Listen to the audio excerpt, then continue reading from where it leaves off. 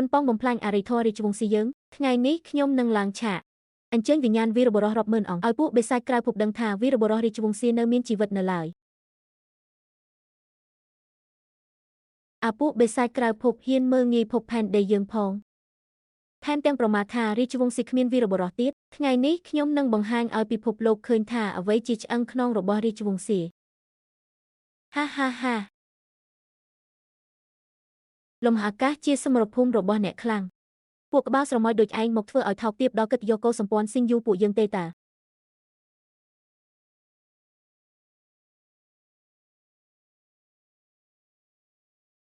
អស់លោកមាននរណាហ៊ានចេញទៅប្រយុទ្ធទេ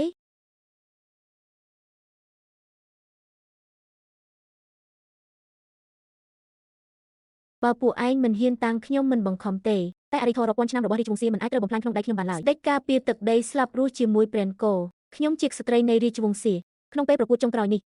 ឲ្យខ្ញុំជាអ្នកចេញទៅបេក្ខជនទាំងសងខាងបានចូលកាន់ទីតាំងរួចរាល់ហើយការប្រកួតនឹងចាប់ផ្ដើមក្នុងរយៈពេល10នាទីទៀតសូមបេក្ខជនទាំងអស់ត្រៀមខ្លួនឲ្យរួចរាល់ជាអ្នកណាឡើងទៅលើឆាកអញ្ចឹងគឺស៊ូឆាងឈីងអ្នកចម្រៀងល្ខោនតើស៊ូឆាងឈីងខ្ញុំចាំថាគេជាកូនចៅតកូលល្ខោនល្បីឈ្មោះតើចុះអ្នកច្រៀងល្ខោនទៅដាស់វិញ្ញាណវីរបុរសយ៉ាងម៉េចកើតទៅណោះនេះមិនស្មើនឹងឡើងទៅស្លាប់ទេអញ្ចឹងប្រញាប់ទៅប្រាប់មេប្រកួតភ្លាមថាពួកយើងសុំដូរមនុស្សមិនទាន់ទេលោកម្ចាស់ស៊ូឆាងឈីងនឹងជាអាណាមិនដែលលេចឈ្មោះសោះហ្មងចប់ហើយវិនាសអន្តរាយអស់ហើយហេតុអ្វីភពផែនដីយើងនៅសល់តែប្រទេសដែលមិនអាចដាស់វិញ្ញាណវីរបុរសបានអញ្ចឹងណាហ៊ានចាត់អ្នកចម្រៀងល្ខោនម្នាក់មកតាំងផងរាជវង្សអស់មនុស្សមែនតែនហើយតើចាប់ប្រាប់កត្រីឯងឲ្យងូតទៅផ្លាស់ខោអាវត្រៀមបដោះក្រែពួកយើងទៅល្អជាងលោកម្ចាស់ពោអ៊ឺជាកម្ពុជាអ្នកខ្លាំងប្រចាំចាក់ភពយើងតែម្នាក់ឯងអាចវាចូលប្រទេសកាសាគូរ៉ាហើយចាប់អតិទេពញាតិធ្វើជាទីសកលទៀតអ្នកចម្រៀងល្ខោនឲ្យរងចាំខ្លាចជាចំណីអតិទេពញាតិទៅហាចប់ហើយគឺអាពោអ៊ឺដែលចាប់អតិទេពញាតិក្បាល8ធ្វើជាទីសកលនឹងតើហាសហាពួកយើងវិនាសមែនតែនហើយវើយ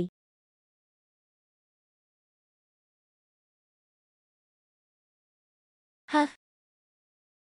ស្មានមិនដល់សោះគូប្រកួតអញជាអាប្រុសស្អាតមុខសញ្ចឹងភពផែនដីដាស់វិញ្ញាណវីរបុរសមិនចេញទៅចុះសំបីតែកីឡាករក៏គ្មានដែរហេអ្នកចម្រៀងល្ខោនសោះហ៊ានបញ្ជូនមកឲ្យលក់មុខអញ្ចឹងត្រឹមជាកោសម្ព័ន្ធចោលប្រៃសោះហ៊ានមកព្រុសបែបនេះផងគ្រាន់តែជាអាស្វ័យយកឱកាសពេលខ្លះសំពុងលក់មកស្រែកលោឡាតណ្ហានឹងតើពិតជាមិនស្គាល់មេស្គាល់កូនមែនវើយ